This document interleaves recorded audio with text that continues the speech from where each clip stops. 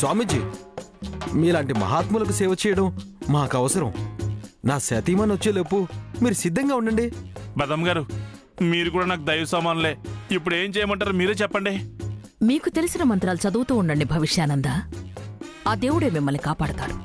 ఓం హర హర కైలాస శంకర. ఓం హర హర కైలాస శంకర. ఏంట లెక్కి అది? హారత కర్పూరం ఐరేంద్రి గారు. ఇది ఇప్పుడు దాంతో ఏం చేయబోతున్నారు? వెలిగించి భవిష్యానంద స్వామి నోట్లో వేస్తాం.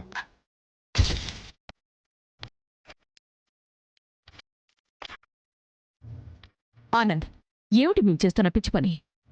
ఆ పిచ్చు పని కాదు నానమ్మా, ఇదొక పద్ధతి. భవిష్యానంద స్వామి నిప్పు కనికను తప్ప ఏది సేవించినని, అలా చేయకపోతే ఎవ్వరిని దీవించనని నాతో చెప్పాడు. అందుకే ఆయనకి నచ్చినట్టుగానే ఏర్పాటు చేశాం.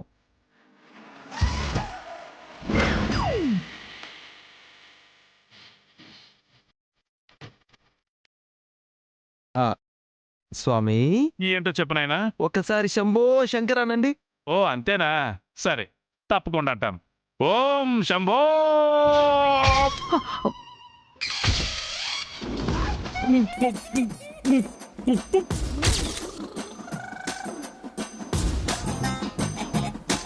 చూసావా నానమ్మా, స్వామి ఎంత ఆకలితో ఉన్నారో. నేను స్వామి అనగానే తను కళ్ళు మూసుకుని చదువుతున్న మంత్రాన్ని కూడా ఆపేసి నోరెలా తెరిచారో చూడండి. స్వామి, మీకిప్పుడు తృప్తిగా ఉంది కదా? పదండి లక్కీ గారు. పదండి.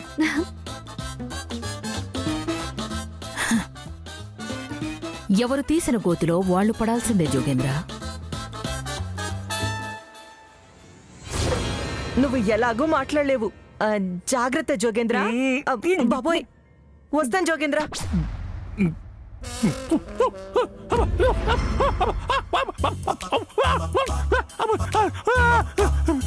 కైలాసశంకర, అరోమరా కైలాసశంకర.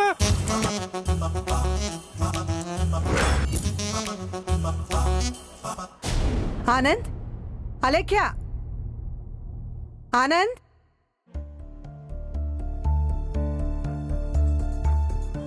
ఏమైందమ్మా? ఏమైంది అత్తయ్య గారు? ఎయిర్పోర్ట్ కి టైం అవుతుంది అలేఖ్య. ఇక్కడే ఆలస్యం చేసి ఫ్లైట్ మిస్ చేస్తారా ఏంటి? ఏమైంది ఆనంద్? ఇద్దరు అలా చూస్తున్నారేంటి? వెళ్ళి లగేజ్ తీసుకుని రండి. అమ్మా, ఇప్పుడున్న పరిస్థితుల్లో మేము హనీమూన్ ట్రిప్కి వెళ్తే తప్పు చేసి కంపెనీకి సమాధానం చెప్పకుండానే ఊరు వదిలి పారిపోయామని అందరూ అనుకుంటారు. ఎవరు ఏమనుకున్నా పర్వాలేదు, వాళ్ళకి నేను సమాధానం చెప్తాను. కానీ ఈ పరిస్థితుల్లో వాళ్ళు వెళ్ళటమే మంచిదనుకుంటున్నాను. ప్లీజ్ నా మాట వినండి. అది కాదత్తయ్య గారు, ప్రెస్ వాళ్ళు కూడా తప్పుగా అర్థం చేసుకుంటారు.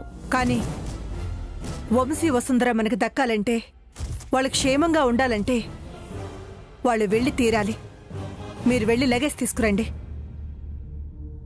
ఓం హర హర కైలాస శంకర భవిష్యానంద పలకరా. ఏంటి స్వామీజీ అంత కఠినమైన మాట వాడారు? సుచిత్రమ్మ గారిలో కన్నప్రేమ కనపడుతుంది. బిడ్డలను ఆపదల నుంచి తప్పించాలని ఆ భగవంతుడు శివుణ్ణి మనసులో స్మరించుకుంటుంది. అవును స్వామి, నా పిల్లలకు ధైర్యం చెప్పుకోలేక నేనెప్పుడో నిస్సహాయురాలనైపోయాను. ఇప్పుడైనా నా పిల్లల్ని కాపాడుకుంటాను. దానికి హనీమూన్ పేరు చెప్పి దూరంగా పంపించడం కరెక్ట్ కాదు.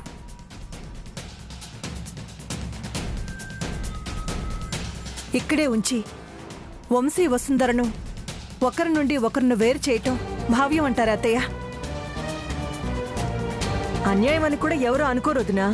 వసుంధర ఎన్నోసార్లు మన పరువు మర్యాదల్ని బజార్కిడ్చినా మనం ఏమైనా బాధపడ్డామా? లేదే.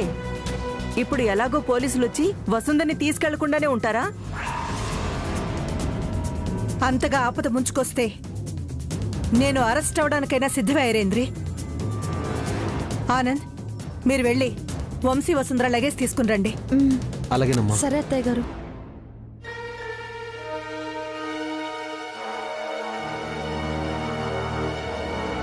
ఏంటమ్మా, వదినకి సర్ది చెప్పే ప్రయత్నం కూడా చేయవా? పోనీలే ఐరేంద్రి, సుచిత్ర అలా ఫిక్స్ అయినట్టుంది. నా కోడలంటే నాకు చాలా ఇష్టం. తను పట్టుబడితే నేను కాదనలేనుగా.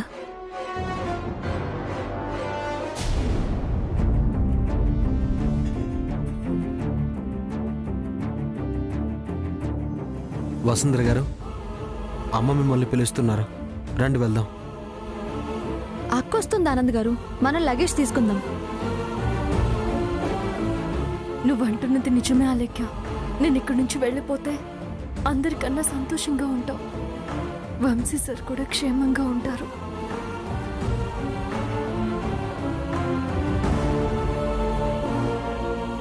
అక్క, నువ్వు వంశీ సార్ ట్రిప్కి వెళ్ళాక కొన్నాళ్ళనే ఇవన్నీ మర్చిపోయి సంతోషంగా ఉండాలి. లగేజ్ మొత్తం కరెక్ట్గానే ఉంది. వసుంధర గారు, మీరు కిందికి వెళ్ళండి, నేను వెళ్ళి అన్నయ్యని తీసుకొస్తాను. రాక్క వెళ్దాం.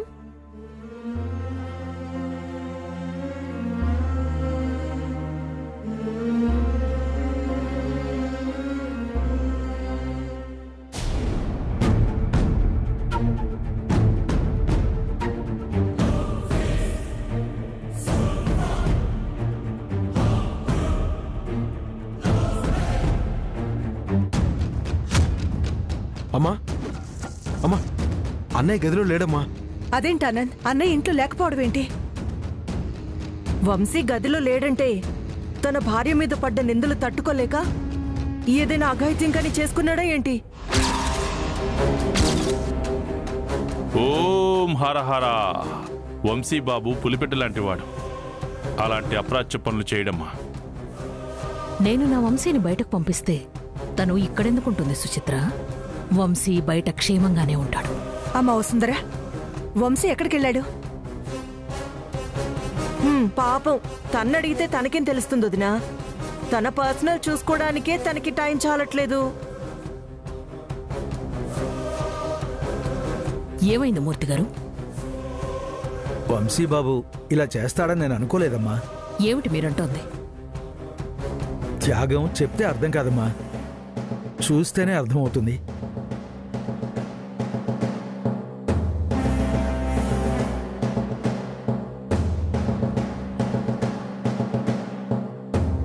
Breaking news. ప్రముఖ వ్యాపారవేత్త అయిన అపర్ణాదేవి గారి పెద్ద మనవడు వంశీకృష్ణ ఆర్థిక లావాదేవీల్లో తప్పుడు లెక్కలు చూపించడంతో కంపెనీలో షేర్ పార్ట్నర్ కేసు వేయడం జరిగింది. అతన్ని పోలీసులు అరెస్ట్ చేసి తీసుకువెళ్లారు.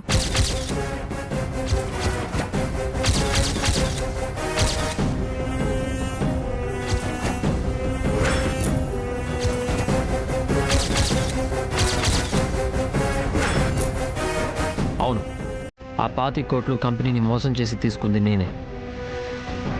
ఇందులో నా భార్య ప్రమేయం లేదు.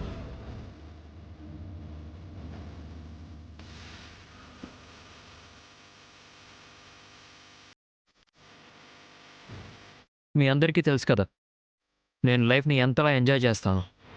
ఒక్కసారిగా నాకు అంత డబ్బు అవసరమైంది. అందుకే నా భార్యను అడ్డు పెట్టుకుని ఒక ఫేక్ అకౌంట్ని క్రియేట్ చేసి డబ్బులు తీసుకున్నాను. ఇందులో నా భార్య తప్పు లేదు.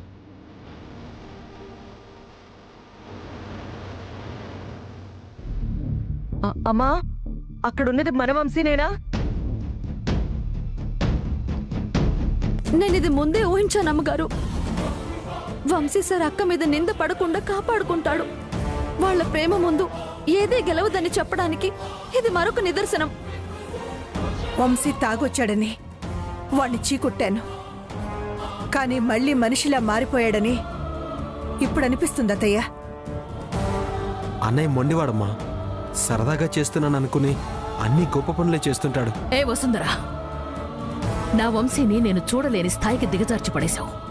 నిన్నెప్పటికీ క్షమించను. నన్ను నేనే క్షమించుకోకూడదు మేడం.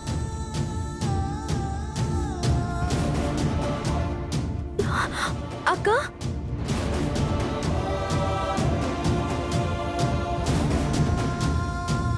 నానమ్మా, తప్పు చేసింది వసుంధర గారు కాదు, అందుకే పోలీస్ స్టేషన్కి వెళ్ళలేదు. పదండి ఆనంద్ గారు, వంశీ సార్ దగ్గరికి వెళ్దాం.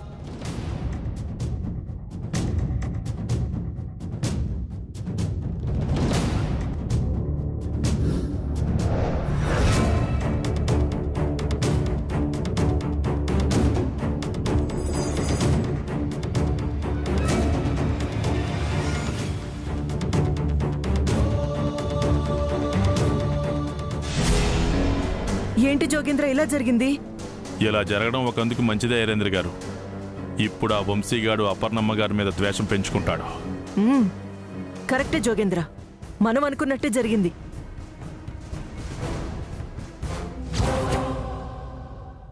ఇప్పుడు వంశీ గొప్పతనం చూసి అది కూడా మీ పెంపకమే అనుకుంటారత్తయ్య.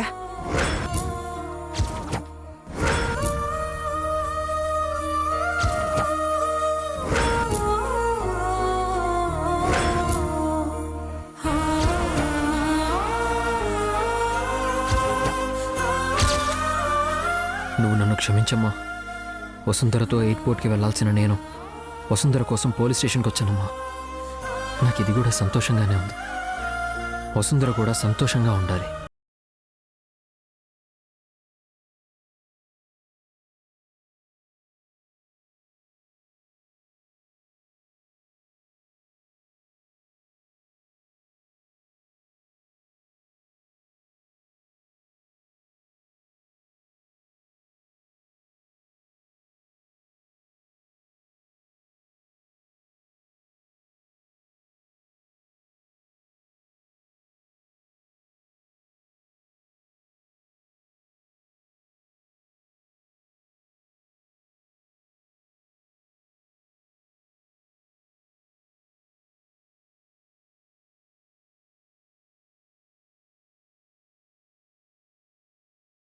పెట్టుకోలేను.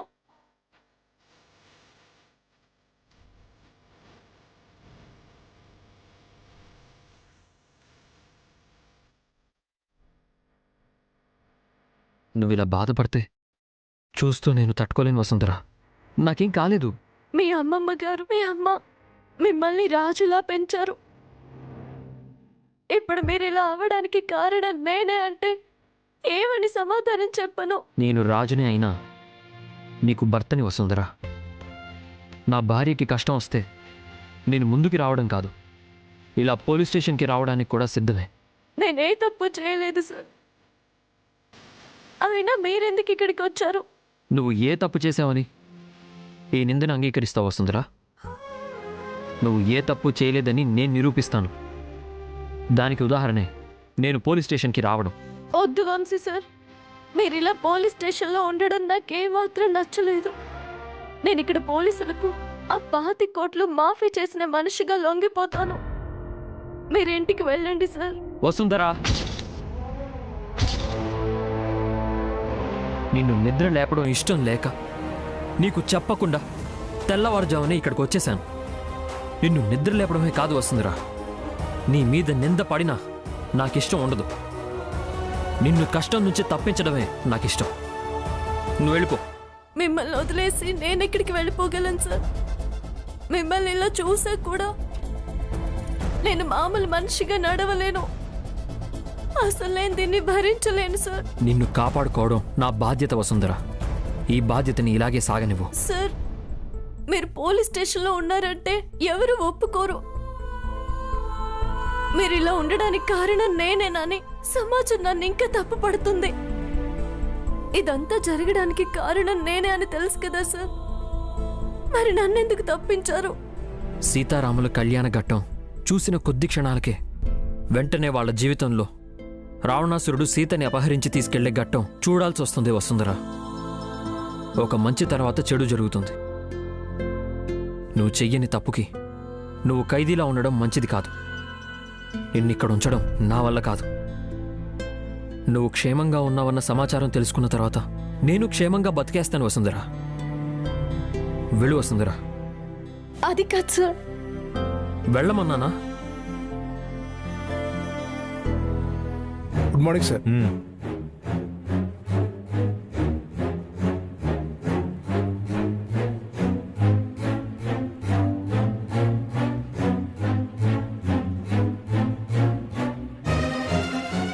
సార్, వీడు చైన్ స్నాచింగ్లో పట్టుబడ్డాడు. వీడిని సెల్లో ఏమంటారా, కంప్లైంట్ ఇచ్చే వరకు ఆగమంటారా? వాళ్ళని పట్టుకోవడం మన డ్యూటీ. తీసుకెళ్లి అతన్ని సెల్లో పడేయండి. అది కాదు సార్, ఆ సెల్లో వంశీ గారు ఉన్నారు. వీడిని అందులో వేయడం మంచిది కాదేమోనని. తప్పు చేసిన వాడిని పట్టుకొని తీసుకొచ్చి సెల్లో వెయ్యాలి. మన దృష్టిలో అందరూ సమానమే. ఆ వంశీ దొంగ కాదా? చూడు కానిస్టేబుల్, వీళ్ళు జీవనోపాధి కోసం చిన్న చిన్న దొంగతనాలు చేస్తూ జీవితాన్ని గడుపుతూ ఉంటారు. చూడు, వంశీ కోట్ల రూపాయలు దొంగతనం చేసి జైల్లో వచ్చి కూర్చున్నాడు, పేద ప్రజల డబ్బులు దొంగిలించి. నువ్వు అతన్ని తీసుకెళ్లి సెల్లో వేయి. తప్పు ఎవరు చేసినా తప్పే, ముందు నువ్వు అతన్ని లోపల వేయి. వాళ్ళిద్దరూ ఒకే సెల్లో ఉంటారు.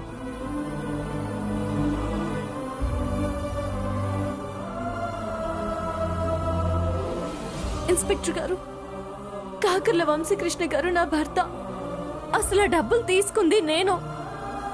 నా మీద ప్రేమతో ఆయన ఇక్కడికి వచ్చారు. మీరు ఆయన్ని దోషి దొంగ అంటే నేను ఒప్పుకోలేను సార్. వసుంధరా, ఏంటా మాటలు? ఇన్స్పెక్టర్ గారు, తనకేం తెలీదు. తన మాటలు పట్టించుకోకండి. ఆ డబ్బు తీసింది, జల్సాలకి ఖర్చు పెట్టింది నేను. మీరిద్దరు కలిసి ప్లాన్ వేసి ఇద్దరు కలిసి డబ్బులు పంచుకొని ఇప్పుడు నాటకాలు ఆడుతున్నారా? ప్లీజ్ ఇన్స్పెక్టర్, నేను తప్పు చేశాను. నన్ను మీరు 100 సార్లు అనండి. నా వంశీ సార్ని ఒక్క మాట కూడా చెడుగా మాట్లాడితే నేను తట్టుకోలేను. ఇంటికొచ్చి అరెస్ట్ చేయమని చెప్పారు. నువ్వేనా వసుంధర అంటే? అవును సార్, నేనే. వసుంధరా, నువ్వు మాట్లాడుకో. దయచేసి ఇక్కడి నుంచి వెళ్ళిపో. ఇన్స్పెక్టర్ గారు, ఈ కేసులో తన తప్పేం లేదు. తన మాటలేం పట్టించుకోవద్దు. ఎవరెన్ని చెప్పినా మీ సెక్రటరీ 25 కోట్లు కొట్టేసిందన్న ప్రూఫ్స్ అవన్నీ మా దగ్గర ఉన్నాయి. ఎంతమంది వచ్చి తప్పు నేనే చేశానని చెప్పినా రాసిన ఎఫ్ఐఆర్ ప్రకారం విచారణ జరిగే వరకు వంశీ ఇక్కడే ఉండాల్సి ఉంటుంది. సార్, సార్,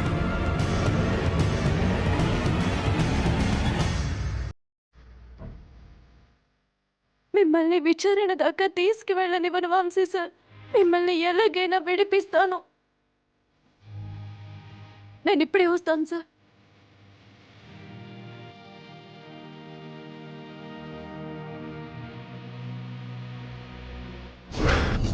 జోగేంద్ర, అమ్మా అమ్మా, నీకెన్నిసార్లు చెప్పానమ్మా పనికి మళ్ళా జోగేంద్ర జోగేంద్ర అని పిలవద్దని. అసలు ఇదంతా వర్కౌట్ అయిందే ఈ భవిష్యానంద స్వామి పేరు వల్ల, ఈ గెటప్ వల్ల. దయచేసి ఆ పేరుతో పిలవకండి నరేంద్ర గారు. అయ్యో జోగేంద్ర. సరే భవిష్యానంద స్వామి, ఇప్పుడు మనం మాట్లాడుకోవాల్సింది పేరు గురించి కాదు, వేరు చేయాల్సిన ఆ వసుంధర వంశీ గురించి. దానికి మనం చేయాల్సింది ఏమీ లేదు. వంశీగాడు ఎలాగో పోలీస్ స్టేషన్ లో ఉన్నాడు అంటే ఇద్దరు విడిపోయినట్టేగా. వాళ్ళని శాశ్వతంగా దూరం చేయడానికి ఇదే సరైన అవకాశం అంటున్నాను. వసుంధర పక్కన వంశీ ఉండగా మనం వసుంధని ఏమీ చేయలేం. ఇప్పుడు వంశీ స్టేషన్లో ఉన్నాడు. తిరిగి ఇంటికి ఎప్పుడొస్తాడో తెలీదు. ఈలోపు నువ్వు నీ రీతిలో వసుంధర్ని భయపెట్టి వసుంధర్ని నీ వశం చేసుకొని నువ్వు ఇక్కడి నుంచి వెళ్ళిపో జోగేంద్ర. నిజమే నరేంద్ర గారు, నాకు అసలు తట్టనే లేదు.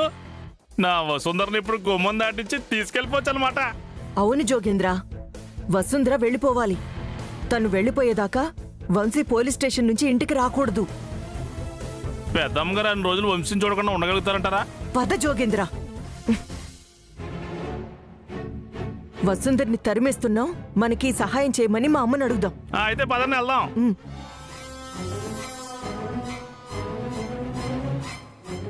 చూడండి మినిస్టర్ గారు, నా స్టేటస్కి నా మనవణ్ణి ఇప్పుడే విడిపించగలను. కానీ అలా చేస్తే మేమే తప్పని అంగీకరించినట్టు అవుతుంది. ఈ వ్యూహాన్ని త్వరగా ముగించేలా మీరే చూడాలి. అలాగే మేడం, మీరు అంతలా చెప్పాలా? నేను చూసుకుంటాను, మీరేం కంగారు పడకండి. థ్యాంక్ యూ మినిస్టర్ గారు.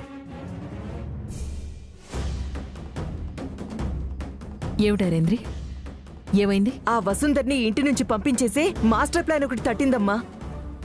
ఆ దరిద్రాన్ని బయటికి పంపించే ప్రాసెస్లో నీ సహాయం కావాలమ్మా. సుచిత్ర మొహం చూసి ఆ వసుంధరని బయట గెంటేయలేకపోతున్నాను. మీరా పని చేస్తానంటే నేను ఏం చేయడానికైనా సిద్ధమే. ఏం లేదమ్మా, ఎప్పటి నుండో జోగేంద్రకి వసుంధర్ని పెళ్లి చేసుకోవాలని కోరికుంది కదా. ఇప్పుడు వంశీకి కూడా పోలీస్ స్టేషన్లో ఉన్నాడు.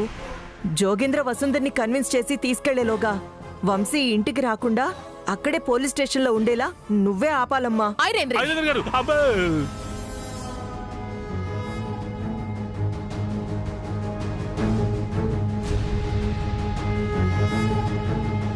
మ్మ్.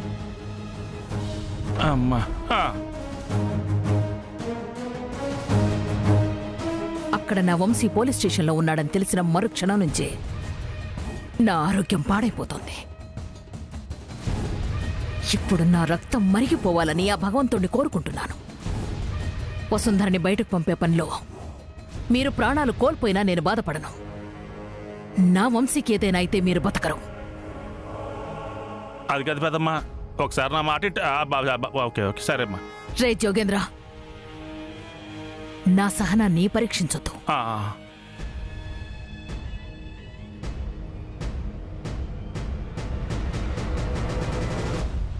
ఛా, ప్లాన్ ఇలా అడ్డం తిరుగుతుంది అనుకోలేదు. ఛా, దీన్నే వీరేంద్ర గారు ప్రేమ అంటారు.